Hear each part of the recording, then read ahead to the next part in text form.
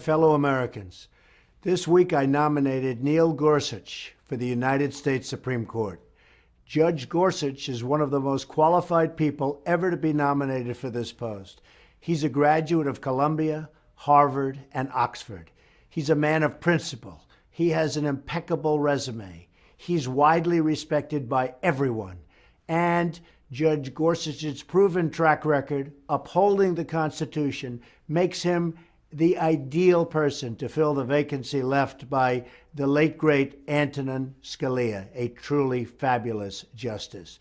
10 years ago, the Senate unanimously approved Judge Gorsuch's nomination to serve on the 10th Circuit Court of Appeals. I urge members of both parties to support Judge Gorsuch and, in so doing, to protect our laws and our freedoms. This week, we also took significant action to roll back the massive regulation that is devastating our economy and crippling American companies and jobs. That's why I've issued a new executive order to create a permanent structure of regulatory reduction. This order requires that for every one new regulation, 2 old regulations must, and I mean must, be eliminated. It's out of control. The January employment report shows that the private sector added 237,000 jobs last month. A lot of that has to do with the spirit our country now has. Job growth far surpassed expectations in January, and the labor force participation also grew, so you can be encouraged about the progress of our economy. It's going to be a whole new ballgame. But there is still much work to do, that I can tell you. Also this week, on the first day, Black History Month, I was pleased to host African American leaders at the White House.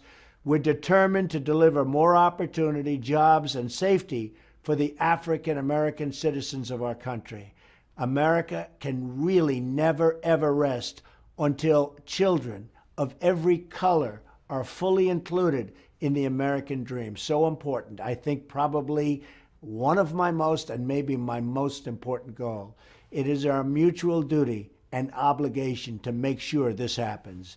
At Dover Air Force Base on Wednesday, I joined the family of Chief Special Warfare Operator William Ryan Owens as our fallen hero was returned home, a great man.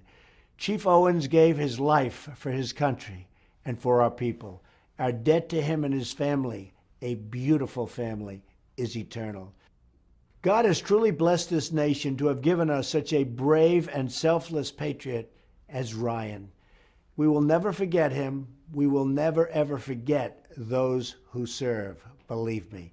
And I will never forget that my responsibility is to keep you, the American people, safe and free.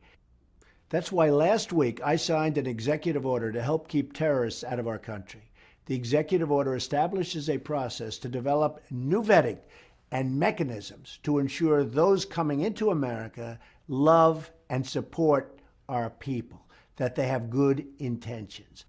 On every single front, we are working to deliver for American workers and American families. You, the law-abiding citizens of this country, are my total priority. Your safety, your jobs, and your wages guide our decisions.